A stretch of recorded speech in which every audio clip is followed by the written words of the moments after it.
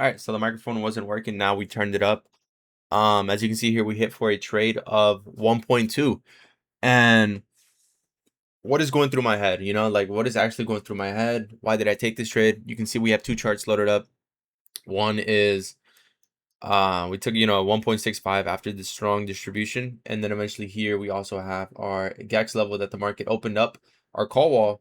Not really our call wall, but I would say more of like where the positive market regime was in 725. You can see the market had a bunch of call gaps, and as soon as we hit this regime, I know you can't see it, but as soon as we hit this regime right here, this low, the market failed to distribute lower. We were also filling in this new week, not this new week opening gap, this opening range gap that we have created, this new one, from close right here and then the open right here. You can see we filled it up around 50%, and then the market just started to reverse. And I'm watching this video about trading the scams, the new scamming thing, but um, that's basically the essential reason why I took this trade. And then if we go over here, and again, I'm on two evals. I'm building myself back up after losing for so long. Not losing, but like blowing the account. I feel like the audio is kind of loud, so I'm gonna turn it down.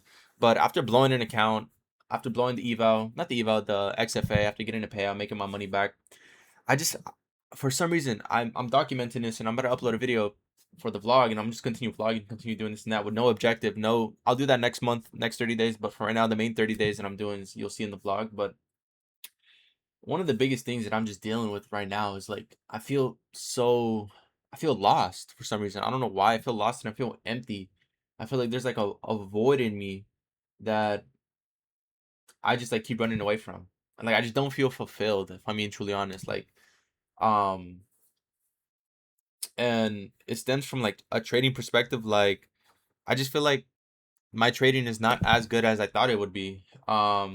In terms of like win rate, in terms of like prop format, in terms of strategy, like there's so much I'm learning. Like the past, it hasn't even been 7 days. Like the past 6 days, I've learned so much. I've been listening to podcasts, watching videos, watching mentorship videos, back testing, and then just like really meditating and reflecting upon these things. And I'm just realizing like, bro, there's so much I have to do. There's so much development that I need to like develop in. But let's go over this trade. That's just really a ramble. Um, and like you can see the EMAs. I know a lot of people are gonna start hating probably. Like, oh, you're trading ICT, but then you're trading EMAs, and then you're trading order flow, and then you're trading this, and then you're trading that. You need to make up your mind, trade a strategy, this and that, X, Y, and Z. But one of the biggest things that I'm realizing after like listening to all these podcasts and like taking all the information from institutional people was take the strategies you learn online. Like suppose you learn the MEC model, suppose you learn TT's, TT trades or GXT or ICT or you know Fabio Valentini's model, the IBB model, the ORB model, like you start learning all these different models, you start learning all these different things, start adding it, start putting your own taste to it. That's one of the biggest things that I'm realizing is like start incorporating your own flow, start backtesting that, start collecting data for that, like start really putting things in your own language to where you understand it, and you start, incorporating, you start making success. Because that's one of the biggest things I realized was I'm just like I'm trading a certain strategy, and then I'm trying to add this, but then eventually, like I'm not really adding it. I'm not really, like I just didn't know how to combine it, and I didn't know what I wanted to trade. I didn't have edge. I didn't have alpha with my edge, as they would say. But adding the EMA, following the trend, I was backtesting mean reversion, volume profiles, backtesting, GXT, backtesting, Romeo, CRT, backtesting ICT, backtesting all these things, and Proffer Math, Monte Carlos. I was doing a lot of stuff, bro. I won't even lie, the last couple of days. But here this trade. So if we go from like a higher time frame perspective, on a weekly perspective, you can see we bottom out. We had a CRT formation at the low, and then eventually we pushed up. We had strong distribution. This weekly candle is not really supported by anything until we close above here. Then eventually we're going to be like, okay, we have a change in the state of delivery. But even then, on the weekly, on the daily, we had a daily inversion, break a market structure.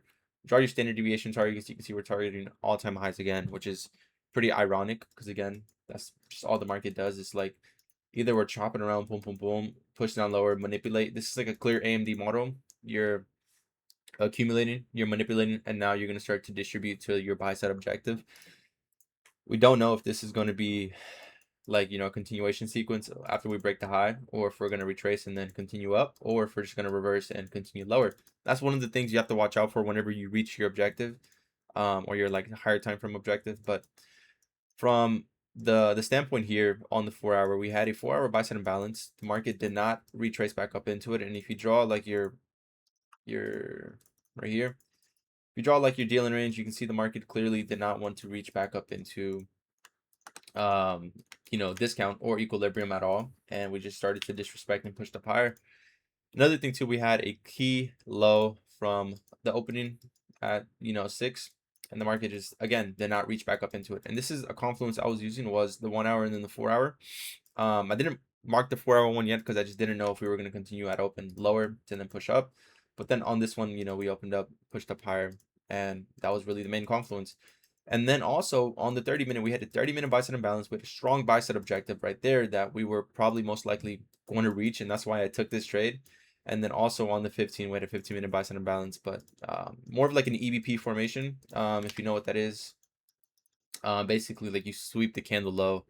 Let me show you guys. So, like you open up, boom, you sweep the candle low, and then you push up, and then you close, and you come back into the candle's range. So something like this, something like this.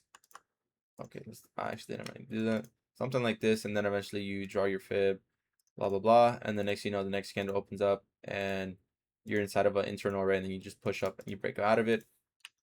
That's kind of essentially what I'm trading, but I'm trading like the lower quadrant or like the lower part of it in the manipulation, because again, we're backing it up with all these other confluences, and then eventually you can see that there also. So see, we're forming an EBP right now. We still got 15 minutes because again, we swept the candle range low. We're supported by an internal array, and then we pushed up higher to our buy side objectives. And this is another reason why I cut the position short. Because again, we're reaching all-time highs, not all-time highs, but previous day high, New York session, clear buy side objective up there, and then this is our final target. I am pretty confident that we're gonna meet it because again, the GEX level, and just like we're retracing back to the range high, which is yesterday's high.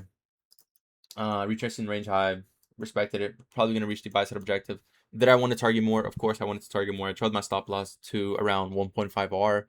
After this candle closed, I was like, okay, we had strong distribution. I want to see a continuation sequence. I want to see us respect the body and the previous candle high right here, with this candle right here, and then continue up, break, and then eventually retrace, do the same thing until we reach the buy side objective. But of course, the market ran out of fuel and it came to stop me out. I did go break even at a 1-to-1. That's something again I'm back testing. And here are the account stats. Right here, as you can see, we are up 1.16. I did lose like $50 for some reason yesterday, even though I hit a break even trade. I don't know why. You can see the exit time and then the entry time. It was just a clear break even, and you can see the prices. It was only a one price differential, and then that's pretty much really it. Now the main objective is to pass these two accounts, and the reason why I'm only risking around 750, and I'm aiming for a 1 to 1.5 R or 1.5 R per trade idea is because again, I did a Monte Carlo, and I just realized, again, you'll see it in the vlog, but I realized that that was the best statistical edge in terms of time horizon on fundeds and evals that I can exploit, even with a low win rate. Even if I have like a 60% win rate, I will still have like a 70% chance of passing the accounts if I'm risking 1.5 R. And then suppose I'm on the upper quadrant of the, you know, the higher win rate. Suppose I am. Um, Even then, like I still want to build my bankroll before I'm able to like actually start investing 2%, or like, yeah, 2% or more into these trades on evals to then eventually get on the funded and then lower the risk and aim for more consistency objectives. Because again, if you're doing the Monte Carlo and you realize like, okay, if I have an 80% win rate, you know, the likelihood of me blowing an account and not reaching the, you know, if the funded stage is like 10% or 7%, 10 to 7% around there. If you have like an 80% win rate with a 1-to-1, but if you have a 70% and then eventually a 1 to 1.5, it's really the same stats. You know, like you're really only having like a 90% pass rate and then a 10% failure rate, which again is not bad at all. But you have to be willing to understand your stats and understand your journal. And this is why journaling is so important and data collection is so freaking important. Because again, if you don't understand those statistical edges, then you're never ever really going to be able to milk these firms and like really approach these prop firms in the correct manner. So, and that's why I'm backtesting too, because I want to refine my edge and I really want to know the stats behind my edge. Because again, I have journaled majority of my trades. I have done all that work, and I did use AI and Claude to like help me incorporate better things and better systems to improve my edge and to give me more of a value for, you know, certain models and like certain systems that I'm using. Um, but right now I'm just trying to build the foundation. I'm trying to build the base of, you know, just on PA, on TA or technical analysis, and then start incorporating options flow. You know, start incorporating options flow, and then eventually, you know, milking that, or not really milking it, but adding it to the trading foundation that we're building, and then start adding, you know, just like get master one skill at a time and really put in my all my effort into it. Like right now I'm just trying to master TA, technical analysis, or like the charts, and like building a key system with those, like refining my Mech model, refining my G7 system trades, and then eventually I'm gonna start using, you know, like the other ones that I've been backtesting, which I did find a good amount of success, but I need to refine more, which was like the ETH volume profile, mean reversion, and then continuation slash momentum sequence trades. I just need to add more rules and I need to add more regulations into those, because again, that was a really successful model. I passed like 4 prop firm sessions backtesting it, and then eventually the next day I couldn't replicate those results, because again, it was more of a discretional thing, but then also like it was a mechanical approach, had a mechanical foundation, but the discretion behind the trades and like when to enter X, Y, and Z was really just like the only thing. But that is pretty much really it, you know, like the main goal is to pass these 2 accounts. This XFA, I don't know why I still have it, but I'm just the balance is like below something. Yeah, we're at like minus $17. But we're just gonna leave it there. And yeah, that's really it. I plan on passing this account really soon, maybe next week. I'm not really gonna try to rush the process.